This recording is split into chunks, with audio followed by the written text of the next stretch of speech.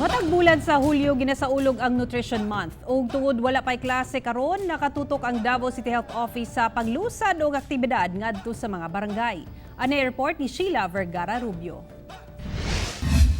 Gilibot karon sa Tropical Unit and Nutrition Division sa City Health Office ang Pakibato District aron sa paglusad og aktibidad subay sa Nutrition Month. Kinisama sa distribution of multivitamins, medicine, ready-to-use supplementary food ug bugas.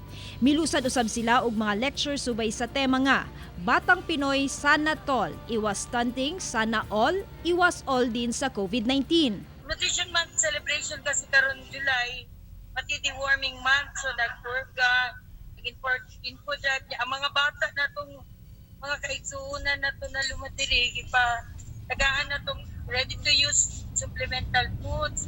Ginamonitor ang mga lugar asa dunay kaso sa malnutrisyon aron matabangan nga maulian ang panlawas.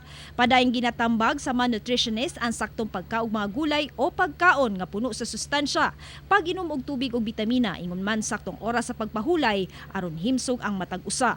Basic nutrition lang, natay prutas, gulay, isda, kanahain, protein, naata po yung mga ginagbaykan niya na tapos kinanlan yung tamukhaan pamahaw pa ni Udto pa ni hapon. Gawas sa paglusad og nutrition activities, gilakip na ng usab sa maong unit ang pagpakusog sa kampanya kontra dengue ug malaria. Ako si Sheila Vergara Rubio para sa One Mindanao.